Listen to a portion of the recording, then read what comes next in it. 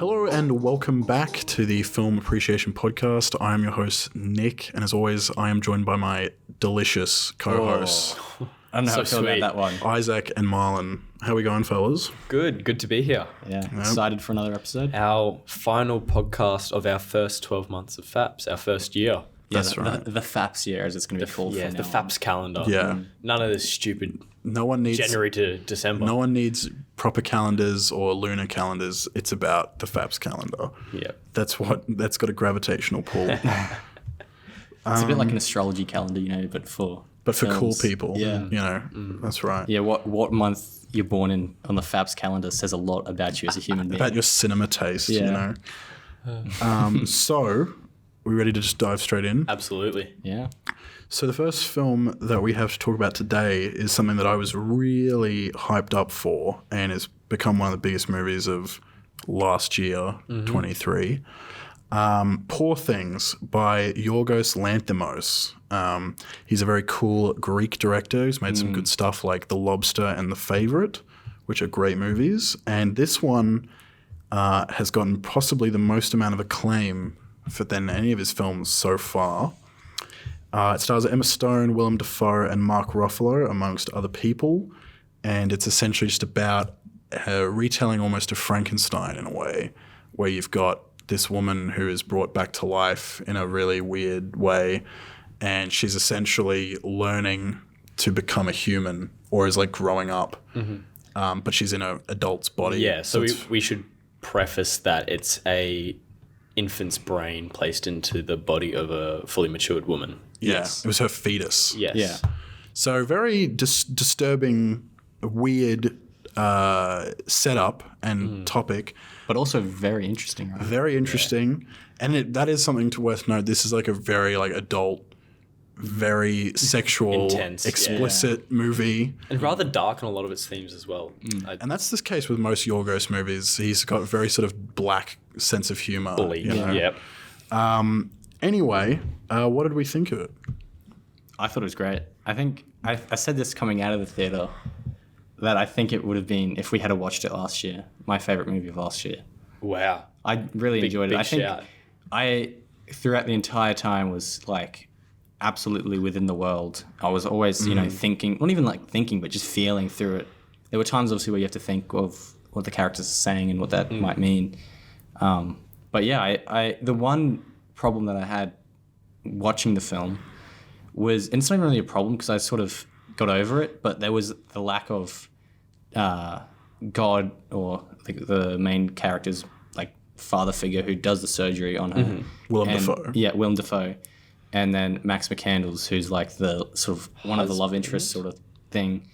At a certain point in the movie, they aren't really in it, and it makes sense because it's not their movie. It's about specifically Emma Stone's character. Bella. Yeah, Bella. But it did feel to me at least like that they sort of got forgotten, and there's times where they go back to them to sort of remind the audience that they're actually in the movie. And I think in the end it wasn't really that big a deal, but it's just something I noticed while I was watching it. Well, I don't think that they lost any of their sort of power or emotional resonance within the story. No, I mean it's a character study of Bella. Yeah, and especially when they come back at the end, it's not like, oh, they still exist. You do feel they're still within the story. And you do see them a fair bit, but just sort of brief scenes to know kind of what they're up to, you know. And they're essentially just coping with the fact that they've lost Bella, who is like this, she's sort of a daughter to Willem Dafoe's character. His name... Godwin or God. Yeah, Goodwin Baxter was his name. Yeah. So... First of all, we just got to talk about the performances. So good. Emma Stone, I just thought was unbelievably good. Easily, I think, performance of the year in any movie from what I can think of. I mean, I really loved Lily Gladstone in Killers of the Flower Moon, but I think Emma was even better. And then, as expected, Dafoe is brilliant. Yeah, but he's just his great in reserved way. Yes. Which isn't usual for him, I don't think. He's normally a fair bit more intense. Yeah, you compare him in this to something like The Lighthouse. Yeah. Where he's so expressive and crazy. But it just shows his range, I suppose. And when he's not doing films like Aquaman 2, yes, I think, he's just I think it's actually an interesting choice because, considering this is almost a reinterpretation of Frankenstein, Frankenstein is actually the doctor, not the monster. And obviously the doctor is kind of nuts, but I really liked the way they wrote his character in this movie, where he's clearly been through a lot of shit and is definitely like a disturbed person, but he's actually pretty understated, you know? He just kind of is there, and he's not particularly they don't make him a figure of fear or anything like that. You know, he's just a seemingly pretty chill dude. And generally the impression I got as well was that all his actions were with good intent. Most well, he's of them, a scientist, at least. Yeah. And as scientists should, is to push for improvements and to strive forward. Yeah. And obviously there's a little bit of the me want to do this and me going to do it. Yeah. In the sense of the strange experiments. But I think he played that character well, the reserved nature of this traumatized guy, and you know, some could say he didn't even need that face makeup. But it was very good though. Actually, I think all the prosthetics and everything were really, really good. I loved the dog goose. Yeah, I thought I think that's one of the big things we're going to have to talk about is just the aesthetic of the world was so amazing. Fuck, what set design, right? It was insane. Because what's really interesting is it's clearly set in like a 1800s Victorian England. Dystopia. Yeah, where, you know, he's a scientist that you would, like, he, you know, would have run around with classic Sherlock Holmes and stuff like that, you know, the same sort of time and vibe. But, you know, she goes off on this adventure and goes to Lisbon and all these places, and it's like super futuristic. You know, there's like ships flying around and stuff, and it's really bizarre, and it's not explained, which I think is really great. But it's still futuristic in a sense that it looks like it's from the Victorian era.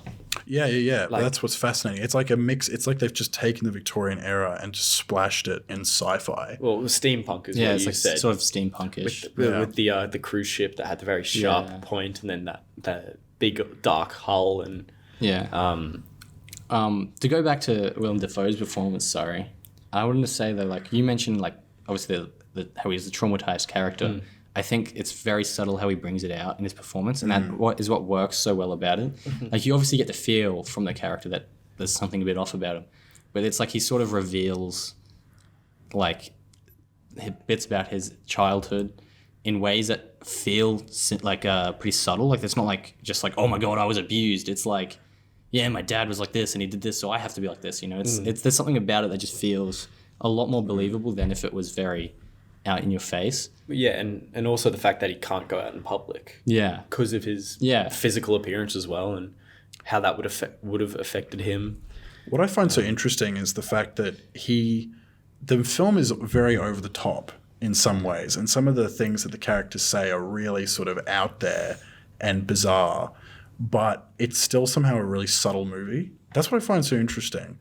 Like, you know, Willem, there's a point in the movie towards the end where he's dying, where Willem's talking about like his father, who was also a scientist, and at a point he's giving Bella's life advice, and he gives her the advice and goes, well, he died of septicemia and he was a fucking idiot, but it's not bad advice. You know, and this was, you know, it's kind of funny and out there, weird thing to say, but somehow still brings along an emotional resonance. Very surprising. I apologize for that. Probably good shout, eh? Yeah. So it's very good. Very, very good. And I think the thing that makes this movie even more special is it has a lot of interesting questions to ask. You know, you have obviously, what does it mean to be a human? That's probably like one of the biggest ones. What does it mean to be good? Are we good inherently? Is there good? And then there's, I don't know. There's so many questions it wants to ask. And I think it does a good job of presenting ideas toward those questions rather than just throwing them out there in the void and, you know, going on to the next question. It's sort of, whilst asking a lot of different questions, it kind of has a good enough pacing that it kind of approaches some answers or some sort of answer to make you think, at least on your own, maybe. Well, what's interesting is Emma Stone won the Golden Globe for Best Actress, which is obviously fair enough. And in her speech, she said that she thinks that this movie is a romantic comedy, but the romance is Bella falls in love with life, which I think is really interesting because there's so many, obviously, things that she goes through. you know, she becomes a prostitute in Paris and meets some very weird people. Odd men. You know, weird men. Women. And, you know, she goes to Lisbon and she's on a cruise and she stops at that island where there's all that poverty. Alexandria, where there's all that poverty. Sees the terrible, the dead babies. And yeah, like the people are cannibalistic and, you know, because there's sort of a stairway up to the rich. And they're overlooking. To the rich building, and that stairway was broken off. And so all the people who were left down there have turned into like barbaric animals who are suffering. And then you've got these, you know, high-flying casino people up there. Which I find really interesting because she's obviously very disturbed by that and very sad by it. But that's kind of what makes her human, that experience, is realizing how evil and how like degenerate humanity can become under certain circumstances. There's a lot of interesting experiences that she goes through, and it all comes to that question of becoming a human, which I find so interesting. Yeah, and I think that's what's so good about her development is it's not just like all a positive development into this super happy person, because that's not what being a person is. It's a very complicated, nuanced thing, and so she goes through a variety of completely different experiences which develop her into a more fully fledged human. Like you have the experiences of her, you know, seeing the beauty of Lisbon, for example. You know, she sees the person singing and so on, and she's like, wow, this is great. But then you also, of course, have all those bad negatives.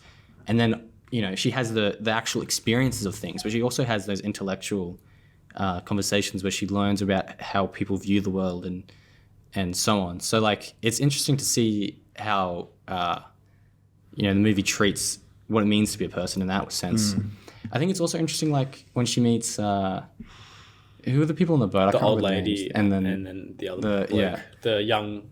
what was he called? I don't remember his name. Pessimist? It was something... Yeah. They termed him somehow. I don't know if they call him it in the movie, but you'd probably just say he's a nihilist. Yeah. Sort of like everything's... you know, he doesn't really say there's any meaning to anything. I don't know if he explicitly says that kind of... He says something along those lines. That everyone's bad. Yeah. So on. But the way I interpreted that part of, you know, what does it mean to be human, blah, blah, blah, those things that you brought up is... I see the film as, you know, what happens when you put something so pure, so innocent into the real world. And it's almost just watching it unfold that way. It's an odyssey of almost tarnishing like this God's creation. That's one of my favorite parts. Yeah. Is the constant coming back to God's creation. And it's somehow a movie with actually a big significant religious undertones. Because God made it, does that make it right? Is one of the things I think the movie falls back on as well. But the other thing I want to ask though is... Because they refer to Willem Dafoe as God. Yeah. Which is the Well, He's his joke. He's that he made. Well, it's because it's just a short version of his name. Because it's Goodwin. But and he, you know, she calls him God, and I think it's a double. Well, the one thing I want to ask though Yes. is, do you think that she comes into the world as pure and innocent? Or would you say that she just comes into the world just as a blank slate? And would you equate that with pure and innocence? I think so. I think there is nothing more pure than a newborn. You know, it's untarnished. From a what? In all it's ways? just not been. But there's no exposure to there's no anything effect bad. from it on the world. Yeah. The only way that there is the negative effect from the world is through the mother or the father. I guess, yeah. Okay, I see what you're saying. I mean in the mind. See, what I find interesting as well is, of course, so the infant's brain is in an adult woman's body. And so when you see her progress, you know, she turns to sexual gratification very quickly, which makes me think, you know, how much is the adult body like contributing to that fact? Because obviously an infant's brain wouldn't immediately go to sexual gratification. Yeah. She's a toddler when she can barely speak. Yeah, when but that's you know, happening. when you meet her, she is she can't hold cutlery. Can barely walk. Her talking is weird. She cannot put any sort of sentence together. But then, you know, her which was a great part of Emma Stone's performance, was the change in her voice throughout the whole film and how she becomes more fluent. But she's still barely able to speak, and yet she immediately goes into sexual gratification. Yeah. That happens very, very quickly. So I'm wondering how much do the two sort of parts of her meld together? Well, without getting too much into it, it's pretty popular, I think, more so nowadays, but a philosopher named Merleau-Ponty sort of made it popular, the idea of embodied consciousness. So after like people like Descartes, we had this really big split between mind and body that a lot of people adopted as two separate things. But people like Merleau-Ponty, he's not the only one, but they really pushed for this idea that, well, consciousness as an experience is something that's always embodied within the subject as their body. You know, like think about like even right now, like your consciousness is within your body as well. It's not like you're just in your head. That's not how it is. And so I think this movie does an interesting job of showing like, right, so if you have, you know, this embodied consciousness of an infant's brain in an adult body, how would that conscious experience happen? Obviously, in the brain of an infant, it's not as developed emotionally or cognitively even. So, you know, the experience of just pleasuring yourself willy-nilly would just be like something that you would do as soon as you discovered in your body that you could do that. When all an infant really knows is to seek those like sort of pleasures, happiness, and so on. And so that's what it's obviously going to do. And obviously, of course, there has to be an element that the rest of the body has already gone through puberty and everything. And so that would have the effect on the infant's brain. mind wouldn't have to naturally progress through that. Because isn't it that your whole, everything, all your cells change except for your brain? Your brain cells don't change. You don't ever get new brain cells, I believe, is the way it works. The way it works is that you do develop different connections with neurons. So that's like synaptogenesis. When you learn new things, Right. different connections happen, new ones get formed. You also like purge some every now and then. Right. But what's the thing with the brain that it doesn't, if you get injured, it doesn't heal. The only place that can technically heal is like the hippocampus, and because that's all memory related, so you can learn new things. But yeah, it's not easy though, is the thing. Like your brain isn't just gonna like, you know, you actually have to form new connections. But the point being, and you don't really think about it until after you've finished it, but it's such just a perfect way they've developed this character. Because they are thinking about the fact that obviously the body has gone through all the changes needed to grow into like womanhood and adulthood and all that. But you've got this infant's brain. So obviously development and progression would go through way quicker. Yes, yeah. Way quicker. And as you said, I think that's a great point. The body, given that a toddler goes for instant gratification and doesn't really think about it, the body would make her instantly want to sexually gratify herself, which I think is really interesting. Yeah. I mean, and that's a criticism that's been leveled against the film, which I think is utterly ridiculous, is that people say it's like pornographic and overly sexual, which I just don't think it is. I mean, it's very explicit. Yeah, but I don't think it's not like... It's with a purpose. It's not like guys have a wank to this point. Well, that was at first. I remember when the first shot of Emma Stone, when her like, she's naked, it's like her first shot. It's like, well, was that really necessary?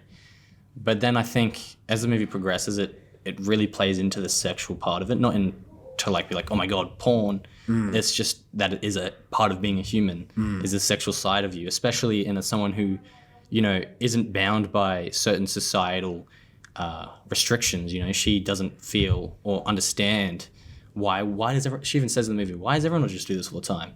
So for her, it would make sense that she's having a lot of sex. Maybe you want to make the argument it's not necessary to show all of it, but I think it is just the decision that he made is to have it be shown. Yeah. But yeah, I think if the movie didn't want to explore that and it had like one nude scene, it'd be like, why was it necessary? But it's explicitly exploring And I that. really admire Emma Stone's like commitment to it. Oh yeah. To do so much explicit scenes like that, you know. And let's not shy away from the fact that Yorgos isn't a straightforward sort of PG director either. No. He's a very intense, does things his way or no way director. Agreed. We saw that in The Lobster a lot. Yeah, agreed.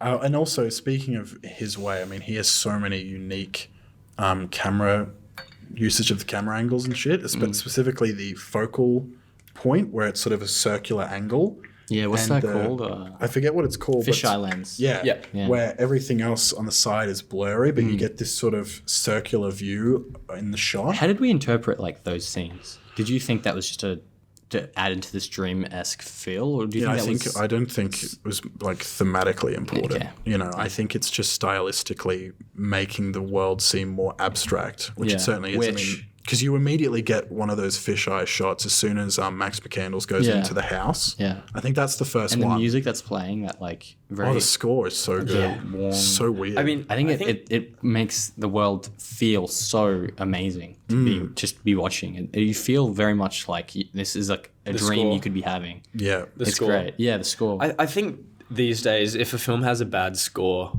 you know, that's almost unacceptable. Well, I feel like I've not really watched a movie where I've gone terrible score. Yeah, I know, but Or where you go- a good score is the standard. A great score is Well, the here's the expectation. thing, right, with a score is some movies I think work best when you don't notice the score. Yeah. They just sort of happen. And then other movies, it's like, wow, that score really is important. Drives it home. It needs Like to be there. Oppenheimer. Yeah. You know, Oppenheimer is, I Because think, there's a an lot of example scenes where they, sorry to cut you off, but just where they use the score and nothing else. There's no dialogue, but they use the score as a way to drive the emotion. bring emotion absolutely. into the thing. But yeah, you're right. Some are there just to pair what's on the screen. Others are there to reinforce the feelings, etc. But I want to ask quickly, I don't know enough about it to drive the conversation, but did you think there was a sort of theme of idealism versus realism? Or in the sense that Emma Stone's character, Bella's an idealist in the sense, or When trying you say, to find... okay, what do you mean? See, I don't know, What it do you just mean by seems like do you mean idealism. idealist as in like mean, looking like, for the good and everything? yeah, Okay, that's what I 'cause mean. When you say idealism and realism, I think of that in a completely different Okay, way. sorry. No, that's what I'm thinking. Okay, Because that's so something she's I an noticed is idealist or everything like a she sees... more she's- pessimistic person. Yeah, because everyone else, most other characters, I think, except for God, her and God are the exceptions. Mm-hmm. I think everyone else is very pessimistic in their attitude or very realistic in everything. Well, I don't that they think do and see. necessarily that she's either or. Like she's kind of just approaching life as it comes, I would say, which doesn't make her either. Like you can view certain things as, wow, this is great. Life can be great, but also acknowledge that life can be horrible because she has seen it be horrible. Yeah, but so do you think then that, and I think this is probably what we'll end up coming to, is that the reason why she isn't able to understand why some things are bad at certain Does points she in the say movie that? she just there's parts in the movie where she just can't understand why these people. Well, do I would these say things. that's Is that just- just because of her development. I would say it's a lack of exposure okay. and Rather than- education. I mean, like she obviously at one point starts to read when she's a prostitute, starts to read like socialist. And like go to the rally. And, But I think that's interesting because the sort of I think it's beforehand on the boat with I can't remember his name. Which one? The dude who's with like the old woman. Oh, and Harry. they're both reading. Yeah, and Harry. he's very much about like look at how horrible the world is and how much people suck. And I think her reading like reading socialist stuff after the fact is very intentional because it sort of signifies this idea that, well, the world doesn't have to be that way. It just is that way because it's been conditioned that way through capitalism. And a socialist would make that argument. And I think that's very intentional because it will, influence her as a character to realize that things can be better. And I think that's I think what's interesting as well is that her lack of exposure is kind of to the world and understanding of just sort of societal functionality and human beings is both a good and a bad thing for her, like to her pro and to her detriment. Because you've got a scene where she just lacks basic manners that most people wouldn't even consider. Like she spits out her food at a nice restaurant and then says, "I'm going to go punch a baby because it's crying." Like obviously all people That know you scene was don't great you don't in do dinner that. scene. You have certain respect and you sort of just allow certain things that may annoy you. You don't have to address it. But conversely though, you have that scene where she gives all of the money away to try and help the poor. Whereas Mark Ruffalo is like, why would you do that? That's our money that I won at the casino. Yeah. That doesn't make any sense. And she's a more selfless person, whereas most people are selfish. So it's an interesting multiple contrasts they bring out throughout the whole thing. This is a bit of a name drop, but one of my favorite books, Siddhartha, the main character sort of reminds me in some ways of her. So Siddhartha is this guy who's, he's seeking enlightenment, but his whole life he's always been sort of outside mainstream society. Because when he was a kid, he was like the child of the Brahmin, who were like priest type people. And then he became like, joined some other people who were like fasting and so on. And when he finally sort of becomes integrated within society, at first he sees it as just this game. Like, oh, I lost some money when I was doing some business. Whatever, it's a game. It's not that big a deal. And I think that's sort of like what she's like. She views a lot of things as sort of not really... A lack of consequence. It's not that big a deal. But I sort of feel that same as what happens with Siddhartha, as the more he's integrated into society, the more important it becomes for him. I think that happens with her at some point.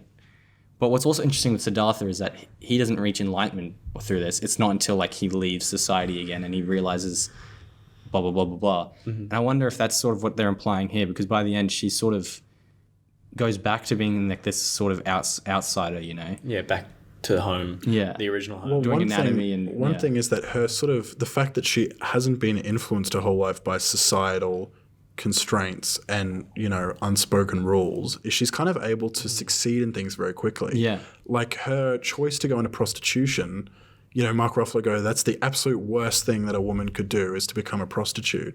Yet he is homeless and broken and poor and sad, whereas she makes tons of money very quickly and is okay and comfortable and safe and can go home. That's actually another good connection with Siddhartha, sorry, because he's also really successful for the same reason. He was a prostitute. He wasn't a prostitute, no.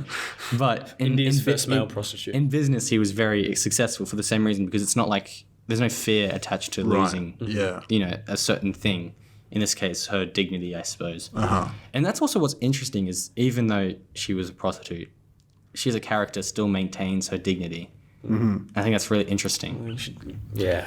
And because by the end, she is such an outsider and has played nothing by the rules, but by the end, she's completely in control. She's sort of taken the control of the house of Willem Dafoe. She's kind of become the new god in a way. Well, she's sitting there and everyone's kind of toting on her, and her abusive husband is now a goat and all this sort of stuff.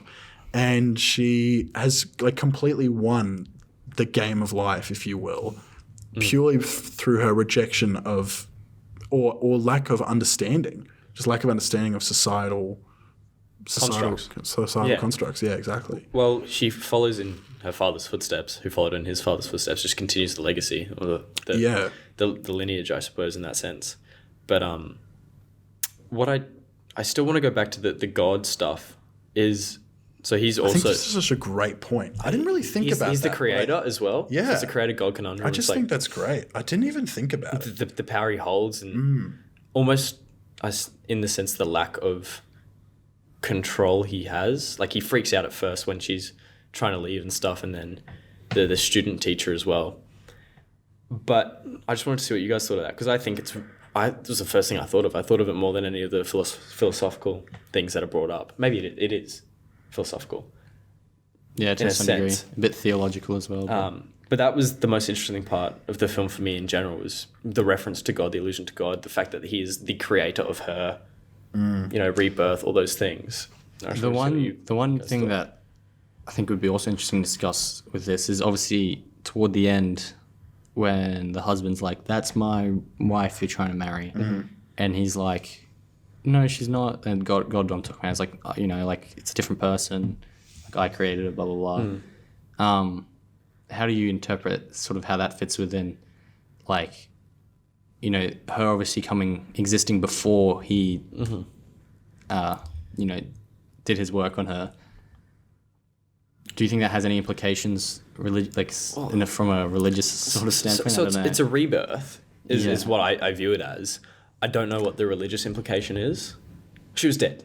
She was dead, and she's now born again, alive again. I think maybe you could just say it was like she's marked by sin, I think the big question though is, and I think the film's trying to address this, is obviously physical female beauty is placed on such a high pedestal, and men can be very sort of possessive over the physical attributes of women type thing. It's very sort of possessive, it's kind of whatever, and then that kind of. They're bringing that up because obviously what makes you human is your soul and your personality and who you are. If you didn't have that and you were just a shell, this body, it makes no difference type thing. You'd be Tom Cruise. That's why when you die, no one is like, you see this all the time where people say it's just if people are grieving, they go, he's gone. That's just his body. That's nothing. His soul is gone. He's okay. He's not lying there in a freezer. That's just his body, But then the argument is brought up, as you were saying. God is essentially saying, she's a different person. This isn't your wife. But of course, it is the wife's the body. Physical, yeah. So then where do you make that distinction? What exactly is she? And that's the other thing, this is another thing that the movie wants to ask the question is, what is identity, or personal identity, I should say, rather than just identity in general. Like, she's obviously not, I can't remember, what was her original name? Something. No, I don't remember. Whatever her original name is, she's not that person anymore. Bella, yeah. But, to her husband, it's still her, because from his point of view, what made her his wife is not her personality, really. It's the fact that she will make him babies. She's like the means to an end. Yeah, and that's interesting from that point. I mean, obviously, no one really agrees with him there. I don't think anyone. No. But I still think it's interesting to what is the identity of Bella then? Is she's not the fetus because she can't just be the fetus because she just took the brain. She's also not who she was before, and that's what's interesting is she's completely a new thing. Yeah. A new person, and that's why you have the just sort of contrasting opinions on who she is and all that sort of stuff. It brought up it just made me think of there's an interesting question proposed in Game of Thrones where Jon Snow, who serves at the Night's Watch, and essentially when you take the oath of the Night's Watch, you have to be at the Night's Watch until death. That's the oath. But then he gets murdered and brought back to life. And so he immediately is like, well, fuck this. I'm leaving the Night's Watch. But then, and some people are like, that's totally fine, leave. And then other people go, but you swore your life to the Night's Watch for all nights to come or whatever is the oath. And so should he be staying at the Night's Watch? But he's died.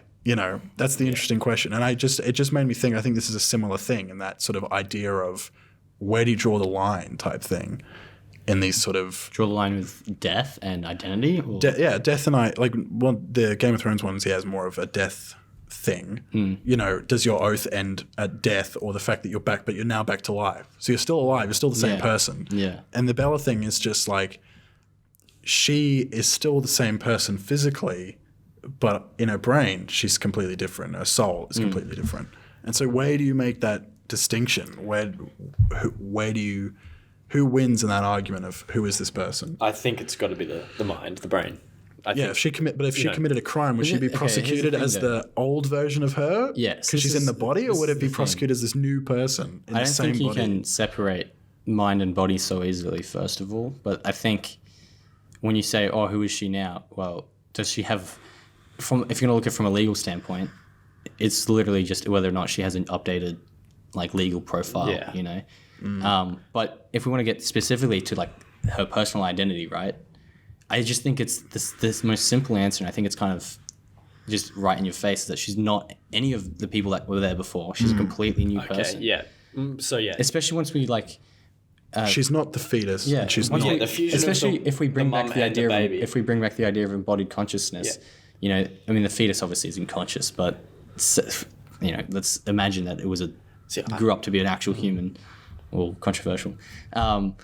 It would be a different. It would be a different embodied consciousness because it's different body. Yeah. And but if you have that same brain put in another body, again, it's different. Anyway. I just like the fact that God is the scientist. The irony in that, for starters. God is a scientist in the film. I think that's fucking hilarious. Yeah. But the fact that he sees this dead woman with a live fetus, and instead of trying to do some experiment trying to save a fetus, she goes, fuck this. I've always wanted to do this one experiment where I take this unborn child's brain and put it in the mother. It's such a fascinating experiment. It also makes me think it's never been done in real life. If we put him back, no way. If we put him back to the idea of him actually being God, I think it also speaks to the morality of God. He could have just created a normal fetus, but he decided to do something experimental. And I don't know, I think that'd be interesting.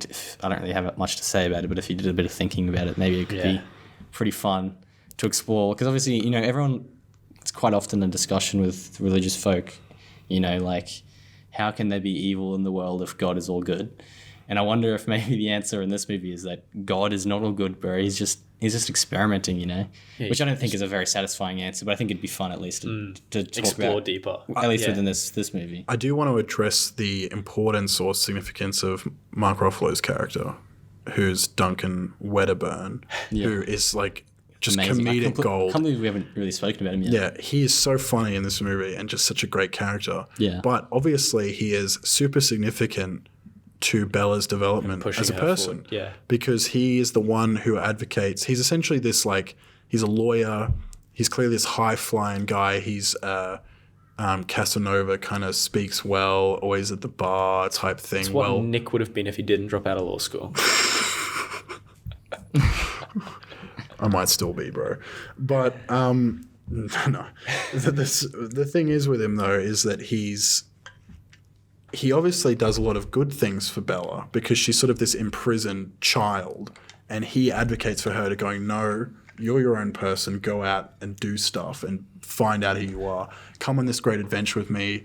No sort of locked in emotions because, they're having sex, but he's not saying that we're, in a romantic relationship type thing. But then, of course, he's also teaches her things, or he exemplifies some bad things. Like I already talked about his selfishness, Greed. about the money, greed.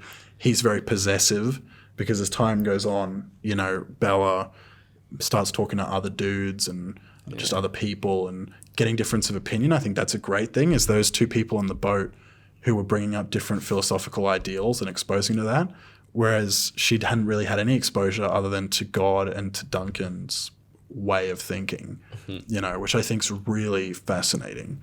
Well, see, I think that he introduces the world to her through ill intention. Yeah. I think that's obvious. Can we agree on that? He wanted to fuck her. He didn't have good intentions. No, I don't think so. So you look at the positive and the negative. Of but when he approached it to her, it seemed like it was good intentions. Well, yeah, that's because he's approaching a toddler. I don't think he's not aware that she's like not like a normal human. I think because he knows something. But I think his assumption is that she's just been locked up her whole life, just like crazed. Because he always goes, "What is wrong with you?" Not realizing that she's that's literally true. like an infant. Yeah, that's true. He always brings up like, "Why would you say that? You're being so rude." Yeah, and she goes, "I don't know, I'm being rude," type thing. Yeah. Like with the way she says stuff. I want you to say these three things when I go back down and sit at the table. Yeah, that's right. That was marvelous. That seems hilarious. Yeah, my dad's dying. Oh, marvelous. But the point you brought up, like exposing her to some of the initial bad things in the world, just through him being himself, is brilliant, and a necessary evil. Yeah, she never would have. But I just think, I don't know, he's a really good exemplar of what a typical man does to a woman. You know what I mean? Like, I think he's a perfect embodiment of the negative aspects of masculinity, perhaps, that subject women. You know what I mean? No, absolutely. In the sense that he says he doesn't care and is very nonchalant with her and kind of treats her like whatever, as sort of just for sex and doesn't care otherwise. But then as soon as she starts kind of finding her own voice and understanding different opinions, he becomes super controlling, clingy and possessive and everything. And I just think it's really interesting that's because, like, I don't know if I read the whole film as Bella is a good example of women in general. I think it's a more of a gender neutral character. It's like just falling in love with life type thing. Feminist liberation too, though, I feel. Yeah, for breaking sure. out of the society at the time. Where women are to serve the man. Yes. Yes. Yeah. I think she's a symbol of that in this film, as well as you said, just exploring life, living life. Being free of either construct. I just wanted to clarify that I don't necessarily see this straight up as a feminist film. No, and not at all. Bella is a representative of all women. I think it's obviously specific to her character that this is happening to her, and that's how her brain develops. But ultimately, it is an exploration of a human being falling in love with life and how life develops you into who you are, I think, is what the film really is. Yeah. But it has those like sexual feminist liberation. elements, Yeah, absolutely. I totally think so. I mean, I'm still thinking about this just now, but and it would be a very different film if she was a man, of course. Be very different, and the journey would have to be very different. It would probably be more of a physical, like going to the army kind of thing, and just being subjected to masculinity in the ball. Do you think the film is saying something? Nah, bro. Toward like, obviously because she has no prior, I guess even like intellectual obligations or any societal obligations, that she has an increased sense of free will and agency. Do you think the film is saying something toward like, if we relieve ourselves of a lot of our intellectual obligations and so on, that we increase our free will or our sense of agency in the world, and whether or not that's a good thing? I don't know if it is I saying... think you just have a lot of unproductive people these days. Yeah. Well, okay, so not to say that to remove yourself of obligation, but rather that maybe not to completely just cut things off without any reason, but sort of becoming more critical thinkers about your own obligations to there what you believe in. There are different sort of people who talk about how one must conduct their life in order to live a fulfilling life, and a lot of people say you need to be seeking responsibility, and that's how you find your meaning, is seeking to be under constraints, being like, I have to go to work and I have to do this and I have all these boundaries in my life that keep me in the way that I am. Whereas Bella is the complete opposite. She's just kind of like, I'll do whatever I want, how I want to do it, and that also leads her to a path of success. I think Bella's character encourages the audience to take a step back. She's a character that very much, although she is looking at things from a completely... Yeah, she says she's constantly experimenting. Yeah, but she's looking at things from a perspective that we can't. And I think through that, like, I mean, you just put two and two together that change your lens, change your perspective for a minute, and then look at your life through that lens. I think when you say, like, people have different ideas of what it means to live the good life, I suppose is a good way of putting it. I think this movie also sort of develops an idea that it's not a universal thing. Like, you can't universalize it against every single person. True. Everyone will have different sort of,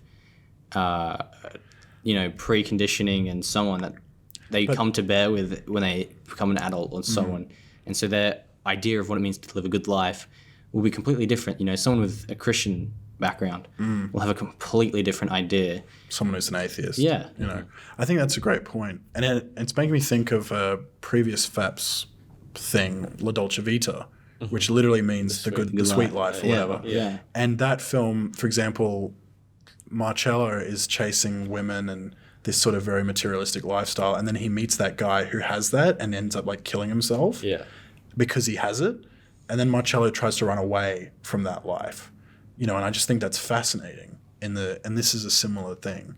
It's kind of, you might have these ambitions and then you get it, and then it's like, it's actually not what you need in your life. Well, it's a sort of a bit of a psychoanalytical point. Like Lacan would love to talk about desire as lack.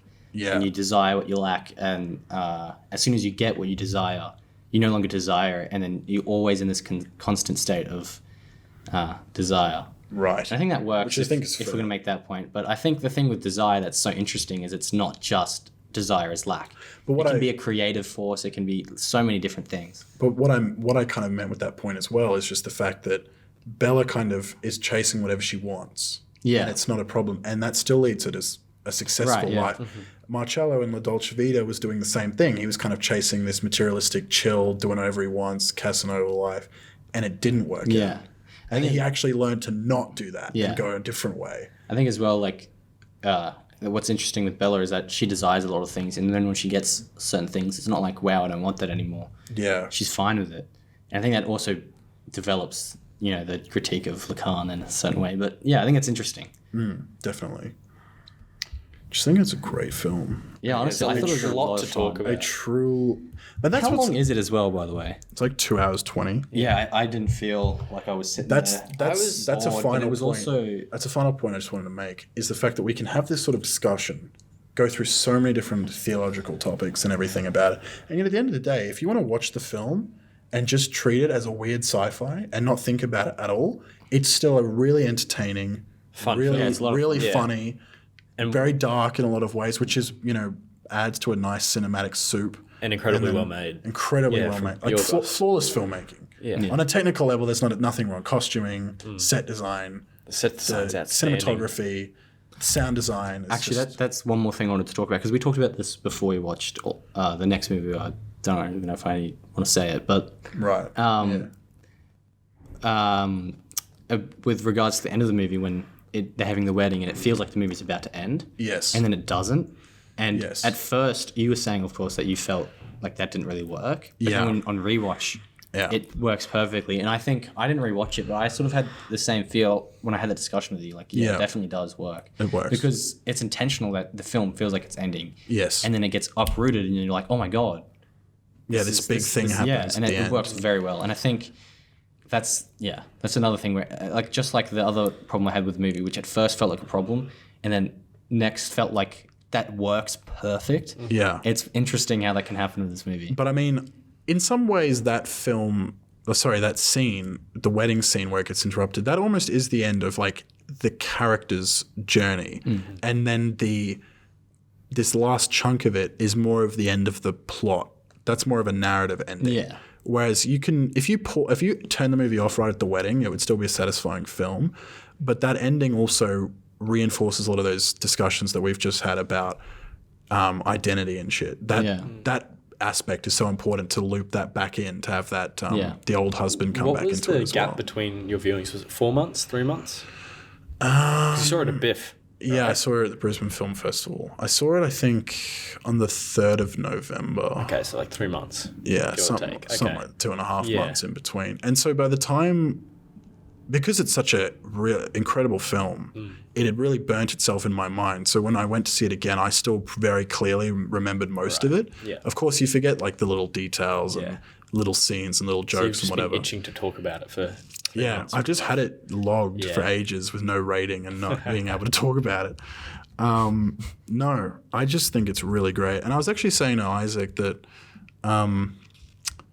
a lot of like my top 4 of last year, Killers of the Flower Moon, Oppenheimer, Poor Things, and Boy and the Heron, in some ways could all have been my favorite movie of the year for different reasons. And in a lot of ways, it's almost like a 4-way tie, and it's very hard for me to figure out where they all go because I love them for completely different reasons.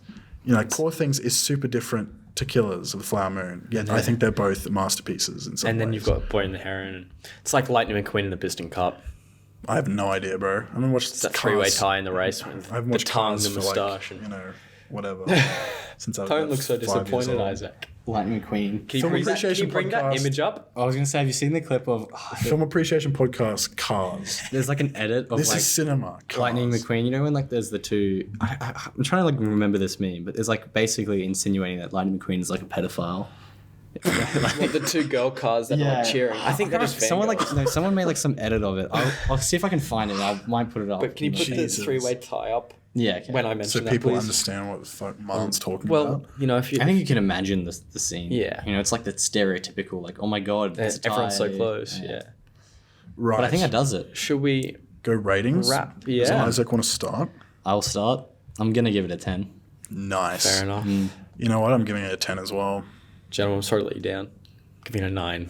Damn. It's okay. That's actually the first Fab's 10. Oh, that's a 10 The then. highest, yeah. Congratulations. I to have in Poor my notes Things. here, borderline 8, 9. So, So okay, I've- borderline 8. No, 8, borderline 9. As in- Okay. You're going to give it an 8. What Yeah. makes you sort of Well, I on the hadn't lower had a side of a discussion 9? yet. Oh, I The see. lowest side of 9. Right. Yeah. Just because I sat in there and I wasn't awestruck like I have been with Okay, a lot of fair my enough. 10-star films. Understandable. Yeah. You know, that's- it was a that's- very enjoyable watch, think and that's I one of think those the things, discussion's yeah. great. But it's not a film where I was sat there going, It didn't take you away. But don't get Yeah. me wrong. Like, a lot of these discussions can help me appreciate a film more. majority of the discussions I've You know, had, like, yeah. The Jean Dillman is a great example. Oh. That discussion really made me appreciate that film more. Yeah. So that's very well. The unfortunate thing is, and I've mentioned this a few times, is there's actually a few films that we've talked about on this podcast that we've gone and rewatched after the fact, and we've like Changed given ratings. them a 10. It's like Oppenheimer at the moment is actually a 10 out of 10 because Marlon and I both gave it a 10. Yeah. After the fact. But on the podcast, we all gave it 9s. Nine. And so it's, you know. And then one of the other ones for me, I think After Sun, I gave a 7 and it's now at a 9, or 8 and it's now at a 9. Yeah. There's a fair few that you go back and change when comparing them. Yes. But anyway, congratulations to Poor Things. Yes. What a film. The first 10. Well And done. the next film that we'll be talking about today Is not a 10. I was going to say that, but I didn't want to jump the gun.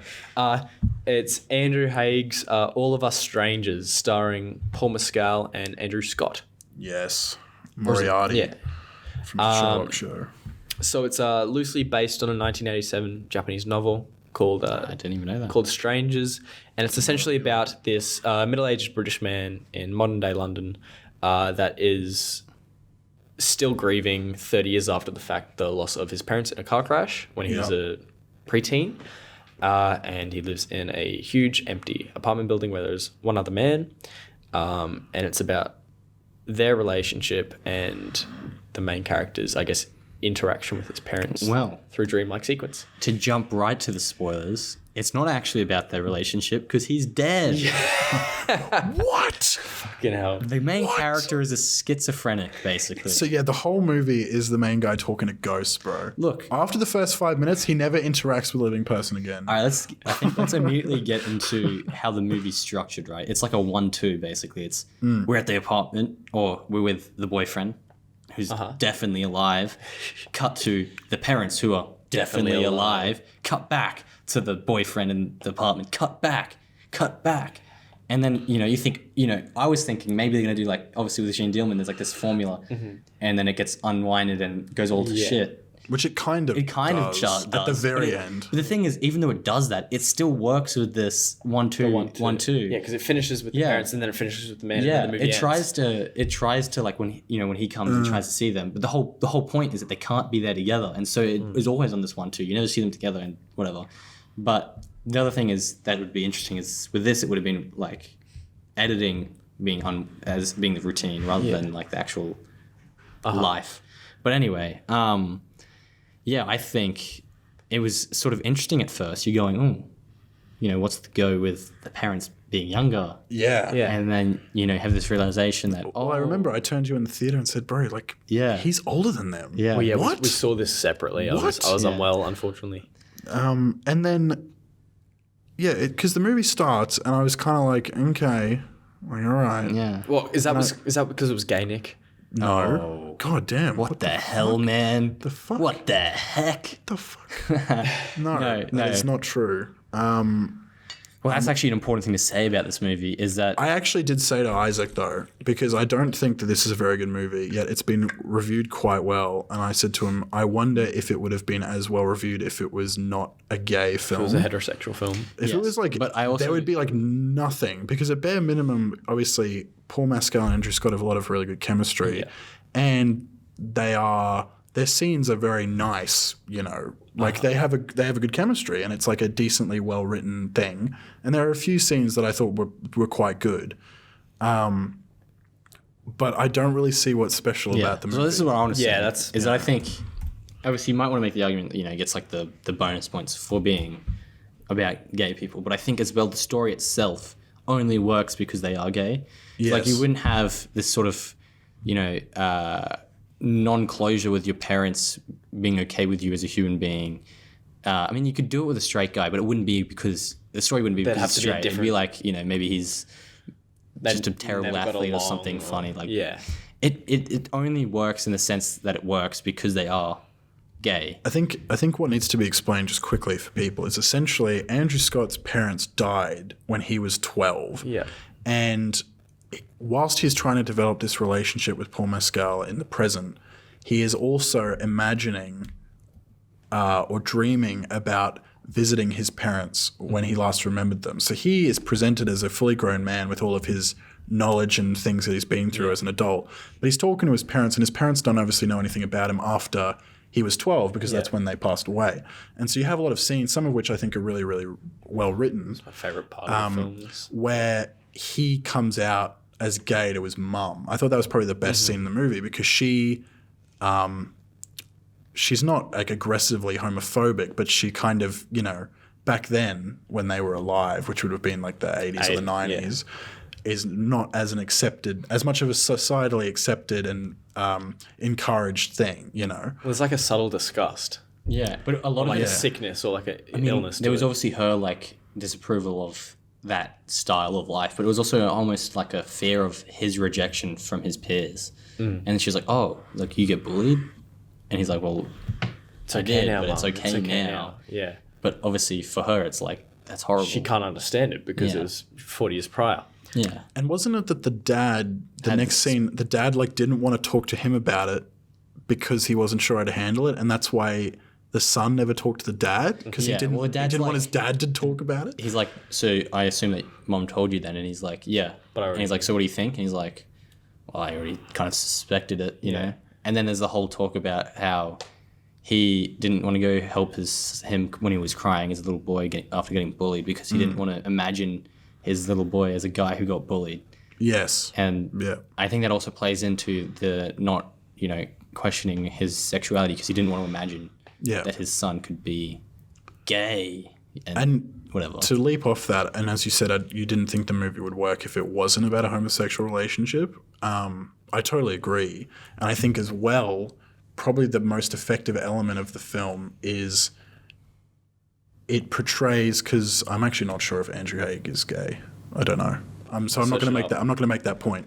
But it is a very genuinely written portrayal of how gay people feel. He is. In this. Okay, well, that's great.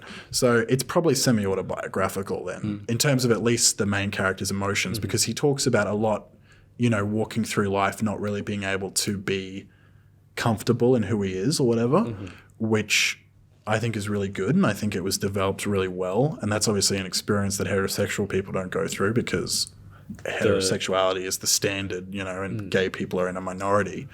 So that was the best part of the movie for me, is I just thought that they developed that character really well, of the main character. Yeah, I think Adam. they take a lot of the time at the start to develop his reserved and broken nature, and but you the withdrawal. And obviously, he's unique in himself because also he's gone through other trauma that's got nothing to do with him being gay. Yeah. But the fact that he's already really alone, the fact that he's gay means he's even more alone type thing. And that's what I thought was developed the best, was this sense that him being gay on top of all the shit that's happened to him in his life has meant that he is so detached and introverted. You know what I mean? One question I want to ask is, when did you guys realize that Paul Mescal was dead? When he was shown to be dead. Okay, cool. Yeah. Yeah, no. I didn't feel like I'd missed There was no hints at that. But this is why the movie doesn't work, is because it undermines the entire point of the movie. Like, Exactly. For example, like you literally just before that scene when he's talking to his parents and he's getting closure with their death, his mom says, look after, what's the guy's name, Paul Mescal's character's name? Harry? Harry. Yeah. character's name, Harry? She's like, oh, look after Harry, he's got such a sad face, but he's been dead the whole, and he's okay with that. I said to Isaac, the ending just pissed me off so much because What's frustrating? Because the whole point of the film is this character who's so alone and so broken being able to overcome his childhood trauma, A, from the loss of his parents, B, the fact that he's gay and it wasn't really able to talk about it with them and get acceptance from them and all that sort of stuff. And he's found another guy who he really loves, who's also gay, of course, and they have a great connection. And it's like he goes through this whole journey, like this whole therapy of becoming okay with having another relationship, And then Paul Mescal's just dead. And so there's actually that whole journey was pointless because Paul Mescal's dead now, and so he actually has no romance. But I also think the thing that makes it worse is just fantasizing. Is that that's what he's doing about like a guy he saw once. I mean, I suppose unless that just the ending is supposed to shift what you think the point of the movie is, and it's supposed to actually just be about the loneliness of a human being, and as this is the tagline of the film, so maybe this might help. All of us hurt, all of us hope, all of us love. He's a guy who is hurting. He's a guy who's hoping for love, by the fact that he's fantasizing about it. And but the thing is, can he love? We don't know because he's loving a fantasy. Like that part isn't really able to be explored if that's the point of the film. Well, see, I initially thought that when he was writing about his parents, and that's what we were seeing. I think that's half the implication. Yeah. It's like and then the same with Paul Mescal's character. Yeah. But it was shown so little after the fact. It's very ambiguous. It was written once. Like he typed on his typewriter once. I think it's kind of lost. It's kind of lost in what it wants to imply. Is he schizophrenic? Is he just imagining it? Or is it possibly like he's seeing actual ghosts? Yeah. Because is he for example, for the end, Paul Mescal's character at the end is fading away. Well, he's got an aura around him. If you he's got some form of aura. I noticed that as well. It's almost like it doesn't know what its own world rules are, It's got a lot of good reviews. And I can to an extent I can understand why. For me, I found it hard to emotionally engage with the story because their relationship, although I think it's written well, obviously I'm not gay, so I don't really connect with their romance. And then you can't connect with two parents dying either. Well, not only that, but also I just find it off-putting that he's an adult. this like older man than the people he's talking to, and there's like, you know, they're treating him like a child. And so although the stuff is well written, I'm kind of sitting there going, but he's a grown man. Like, this is so unsettling to me that like they're treating him as this little cuddly thing, and it's like, no, he's an old man. Like, what the fuck? Yeah, like, and then it's just because of that, the way it's presented, I can't emotionally connect with it. If he was written when he's a little boy or something, Yeah. like I can understand why he's presented as an older dude. That's the whole point. But it just doesn't emotionally work for me. And so I didn't connect with anything in the movie at all. And I was also just kind of annoyed at the repetitiveness of it. Yeah. It was like you would have a scene with him and Paul Mescal like hooking up or whatever or doing something. That was why there's a scene in the nightclub where they take drugs, and that was my favorite scene in the whole movie. great. Pretty cool. It was really well presented and it was interesting and Had cool. the Smiths, was it the Smiths playing? Or another And similar? it's something. Yeah, it was but it was it was really well shot, And etc. then you had the whole like dream sequence. But the whole reason why that was cool is because for the first half of the movie, you've just had him and Paul Mescal in the bedroom, and then just him talking to either both his parents or one of his parents in the same room. And I just found that so repetitive and boring. That was the problem. I was so bored of it. I was going, why? Actually, that scene is one of the other things that undermines like the rules of the world, because he's like with his parents in bed, and then he like turns over to Paul Mescal and he's like, "Oh, you're not supposed to be here," and then doesn't he wake up or something? Yes, with Paul Mescal in And then their and then he's actual like, room. Yeah, no, but isn't there like a part? Then does he wake up on the train originally? But then he wakes up again. He keeps waking up on the train. There Yeah. was one train shot that was brilliant. It doesn't Like the movie one just edit doesn't where he was actually make looking- sense. He was looking. It doesn't make any He sense. was looking down on the train from his apartment, and then all of a sudden he's in the train, and the cut was Plus, also, really nice. Yeah. if Paul Mescal's a ghost, then what the hell is he doing at the nightclub? Does Paul Mescal have his own? imagining. Does he have his yeah. own ket? There's a part where Yeah, he takes. because where did Paul Mescal gives him the cat. So he's like, as Andrew Scott actually just walking maybe around it's with just cat. some random guy gave him. Yeah, but Was that a real scene? What? well, no. At this point, Paul Mescal's dead. He's No, been but I mean dead. the nightclub, as in he aside go- from That wasn't a the nightclub? dream. That was real. He went to the nightclub. nightclub. He went to the nightclub. Well, presumably, right? He went So to he's the just nightclub. imagining Paul Mescal. in the Someone nightclub. gave him ketamine. He's like, okay. Fuck yeah! Can I go to a nightclub and get ketamine? You know, probably not a good idea. You might end up in like a You might end up having sex with a ghost. You might end God. up getting a she fetus's pretty? brain replacing yours. Is she hot? But no, I just don't think. I think the one really great thing about this movie is the cinematography. There's some Yeah, it's amazing super cool. shots in it. Super Some cool. really interesting ones that like I haven't really seen been done before. And you know you one name thing one as well. Well, for example, one that will be in the year-end video. okay, Like, that was really cool. Yeah. There's some other. Is that the interesting- spinning camera shot Not that one. when he the- gets out of bed? Yeah, when he gets and it's like sort of zooms into it. It zooms into him in a weird way. Like it, Yeah. obviously zooming in behind someone is something that's been done before, but the way it's done is interesting. The colors are interesting. I'll tell you another thing as well is that the setup of the movie is really good. You know, he's outside and he's looking up at his building, and Paul Mescal's like at the window, and Andrew Scott's standing down on the ground. And the poster of the movie is like Rear Window. The poster of the movie is him in his apartment with the lights on, and all the other lights are off, and then Paul Mescal's lights are on a different apartment and all this. And so I was like, that's really cool, you know, and that's a really just humanistic story of two people connecting like that. But it's the fact that they don't really do much with that. They don't do much with the windows or any of that sort of aesthetically. They don't do much with that at all. But it's the fact that Paul Mescal's dead. I just feel like that just ruins basically every point that the movie's trying to The convey. thing that's dumb about the ending is like that star bullshit. What is that? Oh, at the end where it's just stars everywhere. Well, I think what that was Is is it like because all the it's dead people? no. I think it's the fact that it's supposed to be implying that people all around the world are going through what he's going through. Okay. So because it's his stuff first, and then there's more appearing. Yeah, that's right. everywhere So else. Yeah. they just slowly zoom out from him to a really long shine way, and so all that's left is this little circle. But then you see tons of them, so it's kind of implying that there's tons of lonely people. There's and so- tons of schizophrenics out there, guys. Making up You're not entire lives. but it not alone. entire chapters of their just lives. ruins everything about it. Well, it's really disappointing. You know, it's got an 8 out of 10 on Letterboxd. Right, for starters. For one thing, if they didn't have that ending, my appreciation for the movie would probably be a lot higher. Yeah. I'd probably be like, I mean, it was all right. I didn't connect with it, but you know. Well, but the fact that you have this stupid ending, Well, at least that way there's undercuts everything that the movie achieves. at least that way there's a consistent start to end. Right, where it Exactly. flows. The story makes sense and it works. the story makes sense. Yeah, but and the movie would have a point, the movie would have a purpose. The purpose is this character study of this guy. It still has a and purpose, he goes through this journey to get to this point. He's going from A to B, classic arc story thing. And yet, the fact that Paul Mescal dies just means that he went through this whole journey just to like start going backwards. Or to stay where he is in the trauma. It's like they were building And up a isolation. Jenga tower, and then instead of like pulling out like one of the middle pieces, they just pulled like the bottom side piece out. Everything just collapsed. Like, what are you doing? Who makes that decision? I did not Pick a different and goddamn one. it's like they just wanted a twist.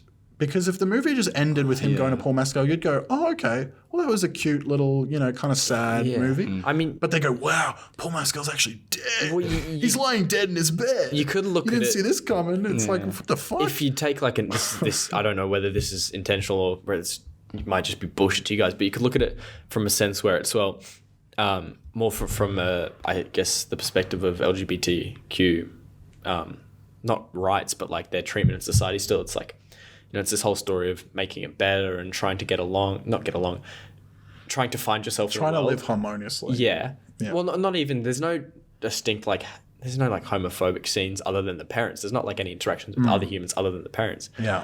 But I mean, you could look at it as a message about, well, look, this issue of LGBTQ treatment isn't finished, and that's why it starts completely again. And these are the struggles of people that are going through these experiences. But I think... that message could have been delivered so much But that makes no sense because Paul Mescal's also gay.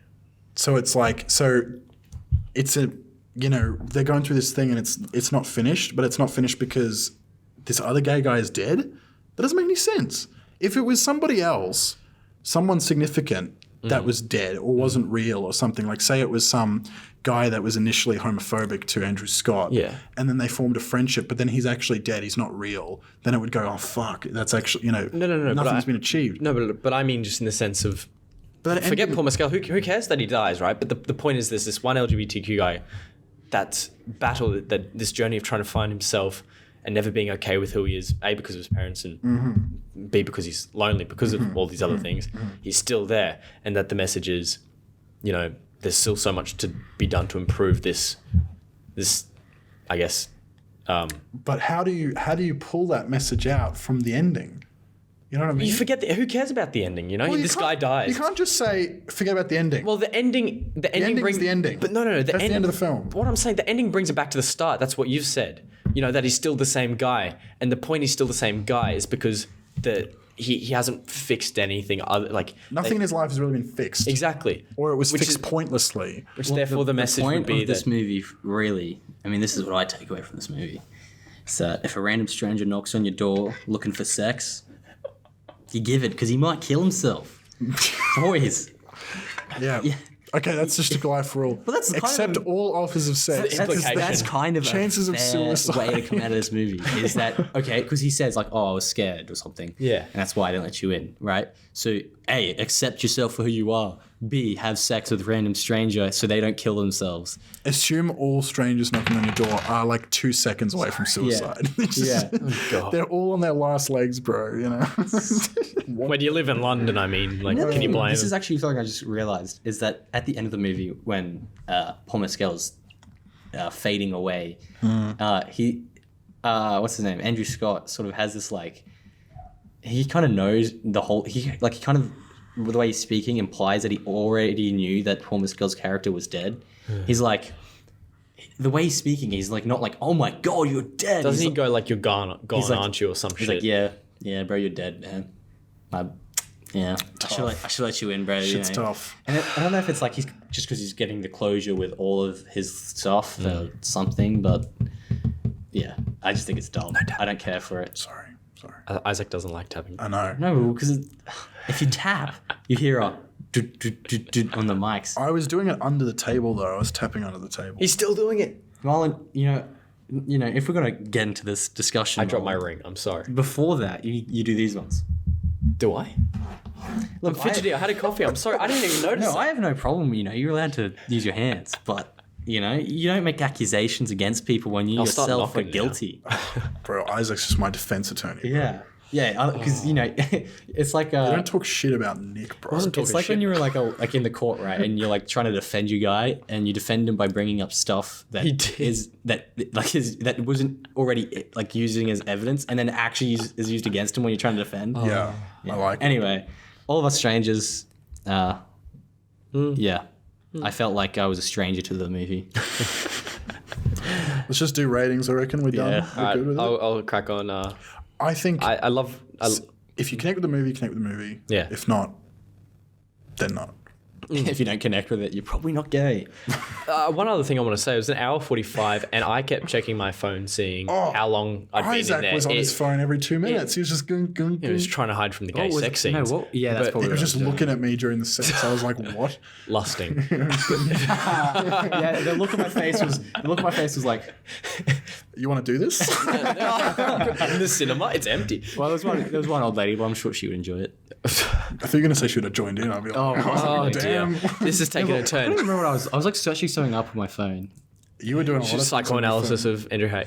Anyway, Probably like phone. Andrew Hayes. how to leave cinema discreetly. I'll get like my history up. It's just like gay porn. Is that how you do it? It felt incredibly long for an hour and 45 minutes. Agreed. You know, and I don't know why, but I thought it would be an hour and 45 minutes about an hour in. And I was just going like, holy shit, how is this not over? No, I totally agree. Whereas, Poor Things, 2 hours 20, over in a flash. Flew by. Oppenheimer, yeah. 3 hours, over in a flash. Yeah, Boy in the Heron, 2 hours, over in a flash.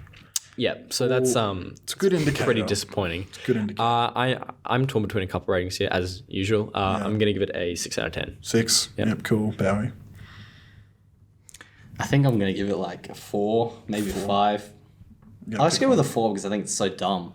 Like the 4 is for it's just a great looking movie, but I just think it sucks. Fair enough. So I can't say that. Jesus.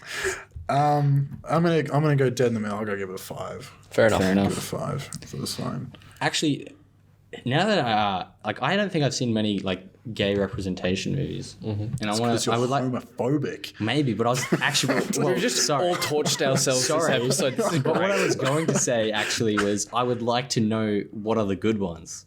I mean, maybe this people consider a good one, but actually, Portrait are of a the Lady good on ones. Fire. Oh, I've seen that. Yeah. Brokeback Mountain. Brokeback Mountain. I haven't seen that. I think they're very generic ones. I haven't seen many others. Those are like the big ones, right? Let me see What if are I've seen like the others. what are I like the can't- really like bizarre? Like I would like to watch the holy mountain of homosexuality, basically. I still haven't The seen. Holy Mountain is low-key kind You of got the Rocky homosexual. Horror Picture Show. Haven't seen that. No, Oh, actually, I've seen But I'm a Cheerleader too. That's a Moonlight, great movie. Moonlight. Okay, I take it Moonlight, back. yeah. There's a lot of great ones I've Seen seen. Moonlight. Midnight Cowboy, Mulholland Drive, Rope. They've got I don't Rope. think I would say Mulholland Drive is a gay Well, representation. this is just a list. movie. This is It just a just list. has like They've got gay Rope stuff on in it. it. Have you seen Power of the Dog? Yeah, That's a good They've one. got Hitchcock on it. I don't really remember They've that. got Hitchcock's Rope on it. yeah, Carol. that's true. They're kind of implicitly gay though. It's Yeah. not really representing. Pink them. Flamingo, Polyester. Handmaiden. Oh yeah, there's a lot of really good. Handmaiden. The Favourite. Handmaiden's a good one. Yeah. They've got The Favourite on here. The favorite, yeah. Well, I suppose that's a good point then. It's like there are really great. But having movies said out that, there. some of those movies that they talk about are just movies with LGBT characters. Yeah. It's not the The whole plot point isn't- of the movie yeah. isn't about it. Call Like, Me all of by us- Your Name. I haven't But I seen don't it. think it necessarily has to be the whole point of the movie to do good representation. And like I wouldn't even say that Moonlight's main point is about being gay. I mean, he's got a lot of problems. He's got like a parental abuse, and he's like, he's got racial issues. he's black, Nice. which is obviously not a problem. Except in the context of racism, If you were a racist, it would be a problem. Anyway, Nick, what was your pick for last month? I didn't have a pick last month. It was me. Oh, bro. sorry, Isaac. Come on now. My bad. Blimey. All right, I should probably get it up so I don't get anything wrong. But Dreams by Kurosawa, 1990. I think it's correct. And it's basically an anthology film of dreams that he supposedly actually had. I think it starts with like the dreams he had as a kid, Yeah. and then dreams he had as more as an adult, and it sort of starts. I believe you're supposed to almost take it like the dreams are in chronological order when they were had. I feel that. Yeah. Well, I think in terms of the final one seems like a dream that one would have when they're older, given the topic. And then there's the tonal shift throughout. It's very, I feel, clear in the sense it's Yeah. and I think it's interesting because I think what the dreams sort of are like, they're like things that he would have been thinking about At the time, So as like a kid, it's like the beauty of like trees and how awesome nature is and stuff. Just wanting to see the world and being curious as a kid, and and then what's the first one after that? It's the peach hiking. orchid. It's the peach orchid. Yeah, but That's the second one. Then it's the blizzard. Then it's the blizzard. Hiking, and that's sort of like resilience and holding on through to struggle. and then also sort of religion. Well, there's like because there's the woman. Are you talking about the woman? Yeah. I think from what I vaguely know, I think that's like a Japanese folklore thing. Like that's probably. I don't know exactly. Well, it's a savior. That's what one of like I've read. But she turns more like into a demon at the end. Yeah, I don't with like really- the black face and I know nothing about Japanese like no culture, not at all. But it's except the either samurai badass. in a fair few critical reviews I've read, it coined as like the savior. Yeah. So whether that's got Okay. a religious interpretation or it's Fair. just folklore. I don't. Really I think know. for some context, I first want to just bring up Kurosawa, absolute goated filmmaker, legend films. Whoa, yeah. I recently just saw Ikiru for the first time, which was crazy, crazily depressing, but very good. But Kurosawa made my second favorite movie ever, Seven Samurai, which I absolutely adore. He also made he's known for his samurai movies, Throne of Blood, Yojimbo, Ran, which was one of his later ones, which was Rashomon. absolutely incredible. Rashomon is a really famous film in film history, given the structure of the film. And this is a really different movie for him. You know, there's basically no narrative. He's never really done short stories, if you will. And the whole film is dream, and it's kind of artsy in a lot of ways, especially the Vincent van Gogh one. That was where he was literally just walking through paintings. Yeah. and Well, that's it was actually- like this is something I CGI. He wanted to never ask. uses CGI. Well, it's in the 90s, so it's No, I know, because but- most of his films are 50s, 60s, right? Correct, but I just meant that as a contrast for his filmography. Ah, okay, that this yeah. movie is so unique. In That so was the other many thing I wanted to ways. ask is how many movies had he had made with color? Because obviously Ran's in color. Not many, I think. Is it just Ran by this point? I don't know. I mean, his career? he like chilled out. What films did he have after this? Well, I suppose we could look. I think he had Where is one it? other one. Newest first. Something called like Matadeo, bro. Rhapsody in August. Those are the only two after. Oh, Cage Musa is a samurai movie that he made in color.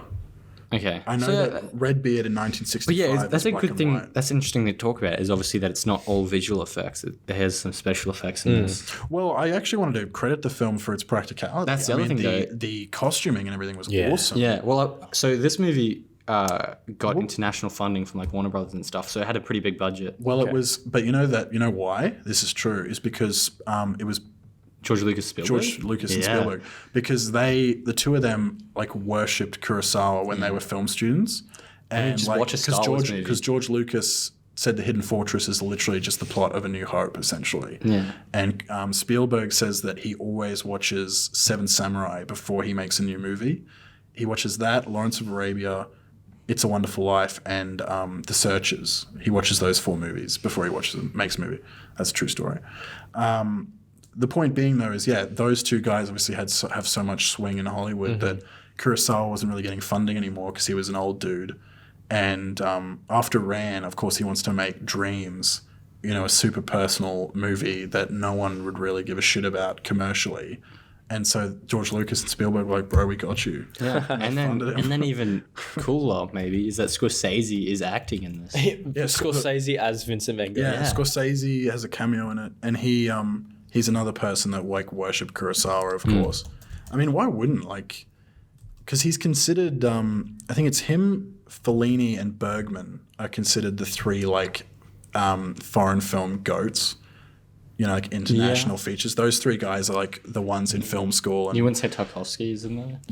he'd be up there. Yeah. I reckon he's probably in there, like the 4th one. Well, so it actually made a loss at the box office. Oh yeah, that doesn't surprise me. No, 4 million. That makes a lot of sense. But because no one unless you really like Kurosawa Or film. or film, like you're into this sort of thing, Yeah. like film students, that's basically it. Like who Pretty else would much, watch this? yeah. The homesick Japanese. But to get back to the film itself, I suppose, Yeah, so it's interesting because obviously then you have the people doing like a snow The expedition, blizzard. Yeah. and then I had another Then dream. it was the tunnel. it's the tunnel, the army sort of thing. anti-war. Yeah. I believe because Kurosawa had to make propaganda stuff during World War II there's for Japan, and I think that would be part of that is like his regret. Well, I have another He point. probably on had that. friends who also got killed. Is or- that so? The way I interpreted that is I did some research as I was watching that scene because I loved it. I thought it was great. It was haunting, incredibly haunting. He had a friend, a doctor that was a close friend of his that wrote him medically unfit for service, and so I interpreted that scene as regret for not serving. It's a bit of a Mishima thing. I haven't seen Mishima, Nah. but Mishima I faked having tuberculosis. I- I- Tuberculosis. Yeah, I Can't say interpreted that as Fuck. his dream, where he was regretting not serving with friends or just the Japanese men in general. It's a similar. I don't know though, because I feel like it's a bit of a. I don't know anything really about Kurosawa, but it felt very anti-war. Not so much. I regret that I didn't go into war. It's like Stanley signed up to go into the army in the Second World War, and then they found out that he was a comics writer, and so they took him out of service and put him in an office to make American cartoon propaganda. That's true. It's pretty cool. It's like the same thing with Kurosawa, man. But doesn't he say like, I wish I died with you guys over and over on But his it was knees? but it was part of that was because he was like the commanding officer and he sent them to their deaths. I'm wondering what the representation of the dog is supposed to be, because the dog kind of, The dog's got grenades in it, doesn't it? Yeah, it's like a Yes. military dog. but it's not. It's not obviously like blue or whatever. It's not like a ghost. Well, maybe it is a ghost. I just didn't really want to paint it. But I think maybe Just paint the dog. Why not? maybe it would be something like sort of the dog in some sense is a representation of actually the soldiers themselves. They're a bit like a dog that just gets commanded to just go Yeah. out and kill. Well, because the dog comes out and barks him into the tunnel, like goads him into Yeah, the tunnel, yeah. and then as soon as he's finished talking to the dead souls, Starts barking the dog comes out again and starts barking at him and makes him run away. Yeah, or maybe it's just some dream logic, you know. Yeah, it's that's some Lynch would have loved this movie. See, that's what I was thinking. Like, would Lynch go like this and go like, "My dreams aren't like this," or like, Well, go, his, "This his, is he said awesome." he said Eraserhead is a collection of his dreams. Yeah. God. Could you imagine being inside David Lynch's dreams? Bro, Dude, that'd be imagine. scary. What's that movie? Oh, you didn't see it? Dream Scenario with Nicolas Cage. I haven't seen it yet either. I haven't seen it yet. No. Amazing. And in that movie, there's a device that they create towards the end of the movie where you can literally sort of program it so you can enter someone else's dream All for right. advertising. Yeah. They use it as an advertising scheme that like you hop into someone's dream and then say you should buy this like vacuum cleaner. And I'm like, bro, imagine you just accidentally like connect to Lynch's Wi-Fi and boom, you're in Lynch's head. You're like, oh shit.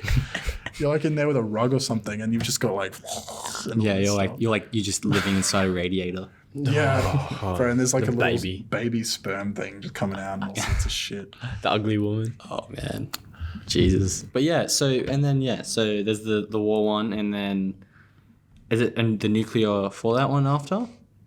Like the one where they're on that discarded waste. After land. after the tunnel, after the tunnel is volcano and stuff. after the tunnel, it's Vincent Van Gogh. Oh, is and it? Then it's And then it's Vincent Van the nuclear apocalypse, and then it's the demons, Which and is then it's and those two are the most waterfall. obviously connected, I think, because you have Fallout and then the aftermath where everyone's like. So did something? Was there an eruption or an earthquake? So at some there's the point? nuclear reactor goes off. When was that, And then though? that sets off the eruption of the volcano. No, what I mean I is, think it means is there in some real sort life. of historical correlation? Well, there was Fukushima, but But that was in like 2010. Yeah, or not when 2000s. Fukushima. Oh, so perhaps it's just literally his fear of. He's probably living. He's handful. probably living next to Mount Fuji and probably dreamt that one day it's going to freaking explode. Because one thing one it dormant? of the characters says like You may have that fear. one of the characters know how says something like volcanoes work. how foolish humans are. You know, like they said it wouldn't be a problem. You know, nuclear stuff is safe. But Yeah. Okay. Well, then it then probably would just be the. it's all human error or something. They said. Well, if you take that in with the last dream, where the old man's talking to him, matches pretty well. Like Yeah. that character's words with the old man. No need for technology. I definitely thought that I've got horses and the cows. dreams got more interesting as it went along. I loved think the last one. I think from the tunnel onwards, it got really interesting. I was kind of like for the start of it. Not that it was boring, that it was just kind of I didn't really give a fuck. Like the first dream, I super didn't care, and the second one with the peaches, I was like, yeah, right. The first one reminded The me blizzard of was Eyes a Wide bit. Shut. The blizzard was a bit whatever. But the tunnel I thought was interesting, and then obviously the Van Gogh one visually. I'm supposed to see. The Van Gogh one visually is the most awesome, and you've got the Scorsese bit in it as well. And then from that point, you just get cool stuff. I mean, the Fuji one was really short, and that was really good. And then I thought the Demon and the they call it Village of the Watersheds or something, the water wheels. What are they called? They're like wheels that like Windmills? Water. No. It's Fuck. it's a hydroplane. Watermill? It's just a watermill. Watermill. I think that's what It's I just a called it. watermill, right? Yeah. Yeah. Yeah, those last Village two, of the I Water- thought they were, I think, the longest ones, and they were the best ones. Yeah. I think. For me, I liked the Weeping Demon the most. I thought that was really cool. But the last one is the most poignant, for Yeah. sure. That's like the whole point of the movie is the last Yeah. one. I think The that's other ones are just closing. kind of fun. I think thematically they sort of build up toward the last one. Because there are some that I just don't think are as emotionally important, and some of them are just more visually cool. I think the Blizzard has no. the Blizzard has nothing. but The it's also Blizzard's not just kind of- visually cool. No. It kind of is just like literally is useless. cool. You don't think it has it's a nothing thing thematically? Well, no, it has something, but a lot considerably less than the others, in my opinion.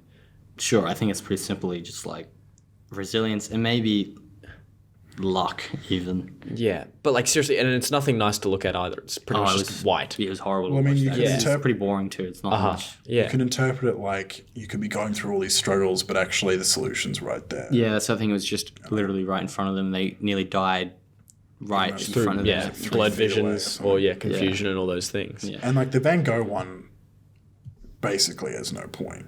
Well, I would say it's just to about show his love of art, Yeah. the beauty of or nature, to look around at nature and appreciate it. which I think is another important thing that is sort of throughout them, because the kid that has this beautiful, like he's curious Well, about flowers trees. are in pretty much every. Yeah, and then Everyone. the nuclear fallout's like the flowers are all messed up now, bro, and so on. And by the end, you obviously have the guy going like, humans forget that they're a part of nature, and they're going to destroy themselves because they forget that fact. I think that's really interesting, and I think, I don't know, I really enjoyed the last part. Not even necessarily because I'm like, this old dude knows, he's so right, but it's also like he is kind of right Plus, about a lot of things. it's dealing with death, Yeah. which is not in any of the and other that's ones. and the other way that it deals with death is interesting. It's not like these guys go, oh, that she died. They were celebrating Yeah, it. it's a celebration of this long, well-lived life. And I liked, because obviously Kurosawa is in every dream. Anyone who's wearing like that hat is Yeah. Kurosawa. Yeah. And that final shot I just thought was fantastic. You know, he just walks up that long bridge out of frame, and then they just show the slow weeds or whatever that was in the water, and then The credits. then it ends. Yeah. It was very just subtle and very, very easy, but very well done, I thought. Yeah. I thought it was cool. I think it's incredible that like. Was that a real shot in the first dream with the rainbow? Because that's what's on the poster. no. Do you think that's CGI? Yeah. I don't know. I that- thought it looked really cool. It looked cool, but it was not real. I'm almost certain of that. But I think it's just incredible that someone's, jotted down, or not jotted down, or at least recalled these dreams. My dreams aren't this cool. Yeah, it's definitely a set, right? Yeah, no, but like someone's recalled these dreams and then had the talent, the ability, the funding. Someone's been able to make their dreams. Yeah. And then also portray them in a way that thematically makes sense as a that's what I was reflection gonna say, like- of their own. I've had some cool dreams that I remember, but I could never make it into this anthology that is all connected the way it is. The best part about it as well that I think is great is when we talk about dream logic, not that, but just the way dreams function in the sense that in a lot of dreams, you'll just cut to something else and there won't be any sort of explanation. You'll just suddenly be somewhere else or something will be happening. And so like in the first one, I thought specifically, he kind of just jumps to different moments. And there's you don't, like how you would film it would be, and then you see the boy walking back to the house and then the mum would come out. But instead, you're just at the house and the mum's like got the knife and then he walks off and the dream ends with no sort of resolution or whatever. It's very accurate to. Or like there's a lot of the dreams he's about to die, like in the Fuji one, he's like waving the coat around, but you can't die in a dream. And so it cuts by the end. You don't see anything happen. I actually have a question now for you guys. When you watch a movie and you're really into the movie, like ideally in a theater, right? Do you feel almost like you're in a dream? Do you feel like it's a like similar experience? Because for me, I almost feel like they're very similar. No. I think the only ones that are like that for me are when they're not sort of grounded. Right. In the sense, you know what Like I mean, I'm not saying like that they I can feel the same I experience, can feel but they sort of have the same hypnotized. effect on like your attitudes, I suppose. Maybe I can Dreams feel hypnotized by a movie. Like if I'm sitting Mesmerized there is the and word just I'd use. mesmerized and realize how engrossed I am in watching Yeah. it. Yeah. And I've talked about this before, where when I first watched Reservoir Dogs, I was so engrossed in the movie that I forgot I was watching a movie, and I was so locked in. And at a point where there was like a cut in the action, I remember looking around going, "Fuck!" Like I'm watching a movie. I was so absorbed by it. And I think the more artsy, in a way where it's sort of very expansive, like 2001. You sit there and watch 2001 and you're just so in this world and not even thinking about anything else. You're just like this. Or when you watch Stalker, or when we watch The Tree of Life. Stalker actually. was close. That shit was a dream. When we watch That was. I mean, I was half asleep, so like Adds to the fact. I was like on the verge of falling asleep, so I was like actually dreaming the movie. and then as I there's was weird watching stuff it. happening. Sorry, in the cinema and Yeah, it was. The- that was a good experience. So like Tree of Life, when we watched that, that was kind of a good one. Like I didn't feel like I was dreaming, but I was so mesmerized by the visuals of that movie, where I was kind of like just sort of watching it and absorbing it. You don't often have a lot of movies that sort of wash over you like a wave, you know, like that or I Stalker tend to or feel something. the further away a film from the real world or my world. I agree. But that is also well made. Is Yeah. when I'll tend to have those dream. But it's got to be like it's got to be like The wave it's got to be like analogy? an artsy drama. Yeah. Like Star Wars is obviously very out away. Yeah. But you're watching it, but it's an action. They're also movie not thing, really and well you're- made anymore. You're watching it, you know. The wave analogy works so well because it's like you get hit by this wave, and for a second, you know, you just forget everything, Yeah. and then you come out and you feel like you've just been washed over, and it's like you feel like fresh. when you're going under the water, well, not even and that then you you come could. out of the water. Sometimes feel- you'd feel fresh. Other times you'd feel like dumped, God, like you got damn, picked up that and was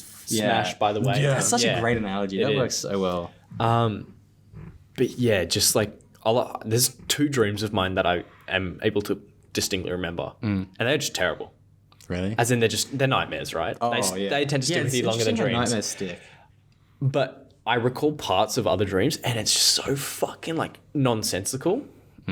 Like I'm so impressive that this only So this is dream what I would that I say still- though with his dreams that they're most likely when he dreamt them were way more nonsensical. Yeah, and because then he's they're not just his filling dreams; gaps they're and- based off them. Yeah, I mean, the only dream that I remember vividly was when I was younger, and I remember it was in my house, and a giant dinosaur tore through my house, ate my family, and I got onto the top, like onto the roof somehow, and I jumped off the roof, and somehow the dinosaur had tore down the whole house. The whole house was falling apart, and I jumped off the roof, and the dinosaur was literally like mouth open, about to eat me, and then I woke up because you can't die in a dream. But I was like essentially eaten, and that's the only dream I remember really well, really vividly. Like, if I think about it, I can go, oh, yeah, I can see that. Yeah, dude, I would like talking about dreams is so cool, bro. I love dreams. the two ones, that That's why David Lynch is the best. the two ones that I right, mentioned exactly. stuck with me. Both are from the same period in my life. I was 5. I'd just come out of the London Imperial War Museum. Okay. Dad would take me there foolishly. And anyway, I had this recurring dream for 4 or 5 years or so where my parents got killed by an amalgamation of a bird and a plague doctor Cool. at a family barbecue. And Oh, that, so the mask? yeah, it was like an actual bird, but it had that plague doctor look. Yeah. Anyway, so I had that for about 5 years, straight on and off, which was terrible, just excruciating. Yeah. The exact same thing every time. And then the other one was Dad had taken me through like a World War One exhibit with just explosions and darkness and screaming men and anyway, I had a dream I was in the trenches a fair bit as well. But Cool. plague doctor, that'd be. We won't go into every dream That's I've what ever I say, had I'm because not- I yeah. could be here for a while. I have like Exactly. I remember explaining one of my dreams to you, and I like remembered the entire going down story. It was like you texted me the whole thing. it was like eh? a whole movie, bro. The superhero I was like, one and the. It wasn't like superhero. It was like the man. Oh, did you imagine you were we don't need to get Batman or into it. No, Yeah. no. We can't do it on the cooler. podcast. It's way. Like- I'll tell you after. All right. I'll give you like a quick rundown because it's long. Right. But yeah, I remember you saying me that whole thing is fever dream. it was insane, but it was so cool. Yeah. Anyway, You write down your dreams, do you not? Or some of I them? have done. Yeah, Yeah. it depends on like what kind. If I I like, so should do that. because that's how you remember them better. Like if I don't- wake I up always from a forget dream them. and it's like fully in my mind, I'm like, I'll write that down. And sometimes I'll try and think about like what they might mean. Other times I'm just like, okay, I'll write it down then. Like if that's like that one, I could not figure out why the hell I had that dude. dream. I have no idea why. It's just bizarre, but yeah, Just funsies. yeah. Just like my brain was like, all right, we're watching a movie tonight. But yeah, I don't always I don't always wake up and I go. feel like I dream so often as well. I feel like I used to be like that too. You dream all the time. You just don't remember. Yeah, but I feel like there's also that feels that could be a bullshit. good thing that you don't remember it though, because I vaguely remember reading some study. I think they say on average you have 8 dreams a night. Holy shit. But there's some hypothesis. I don't know if they've tested it. That yeah. I wonder why that's remembering 8 your dreams could be a sign of lower quality sleep. I wonder why. I don't know. You have 8. Is that why Kurosawa had 8? 'Cause What? he's Didn't he supposed have to- 7? No, it's 8. It's 8. Okay. It's 8, and you're on average supposed to have 8 dreams a night. That could be That's intentional. pretty cool. Dunno. Pretty cool coincidence. If Who not, knows? But yeah, yeah. I think that's I think that'll do it. that's it. It's cool. If you're interested, watch it. If you like Yeah. dreams, check it out. I've got a note here. It said would be so cool to bring my main dream to life. The rest would just be Bella's Afraid. Yeah. Oh, Jesus. Pure terror. Yeah. But yeah, all right, ratings. Ratings. Who wants to kick it off? Bowie. Nick, mate, you haven't gone first yet. Actually, it's your turn. It's your turn. No, I'm stuck between 2. I'll give it a 7. Yeah, if your two are 7 and 8, Yeah. same as me. I might give it a 7. I think I'll give it the higher rating. I'll just give it an 8. Okay. I think it was enjoyable enough. Yeah.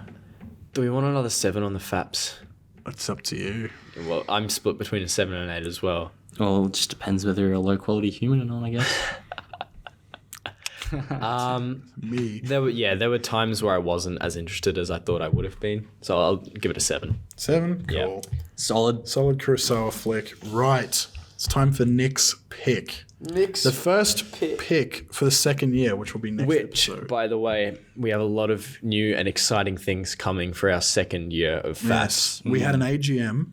So An annual general meeting. Correct. And we have come up with tons of reforms. And the channel is just going to be really good. It's going to Yes, get, we hope. It's going to get a lot better. Yes. It's going to be a lot more content, a lot more interesting stuff. Absolutely. Hopefully. Hopefully improve quality as well. Not that Yeah. this is good, but hopefully it'll get better. Yeah. So we hope that when things drop, you enjoy it and look Yes. forward to it. Yes. Anyway, Nick, what are you picking So I for am the month picking- of February? So I mentioned this man earlier, Ingmar Bergman. I actually couldn't believe we hadn't done an Ingmar Bergman movie. And the problem was We've all seen like one. we've all seen like one. So there's actually one that I've been wanting to watch for ages, and none of us have seen it, and so I'm going to pick it. Fanny and Alexander. Okay. Oh yeah. So this is supposed to be a really, really good movie, and that was kind of the goal. As I wanted it. I was hoping we could find a good one, and we'll watch just the normal cut, which is 3 hours. Yeah. The long Nick. cut is 4 hours. Oh So my. we'll watch the short cut. And 8.8 average. Wow. so it's essentially just a drama about kids and stuff, and I haven't really read too much into it, but it looks cool. So that is going to be it. say I've kids. really wanted to see it for a while. Right up my Exciting. alley. Yeah, I've wanted to see it for ages. It's been on my watch list for as long as I can remember, and so I think it would be an excellent way to kick off the new year with a 3-hour foreign film Is drama.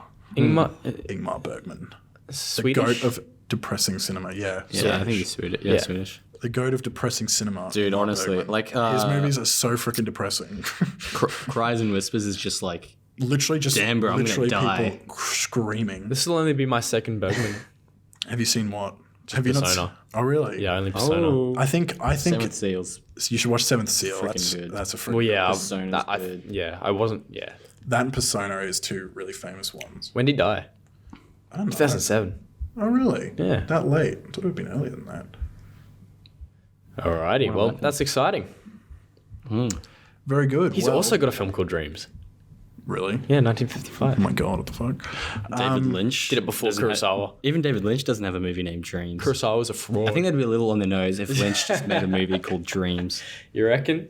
Nah, he could get away with it. I don't think he would want to do it. I wouldn't want to do it. He'd be like, "This is not cinema." So yeah, Alrighty. that's my pick. Great stuff. Hope you all enjoyed that one, Well, yeah. Thank you all for listening. and we'll see you at the next one. See you in the new FAPS year. Yeah. Adios. Happy Faps year. No, not good. See ya. Merry Fapsmas. Just get out of here. We're done.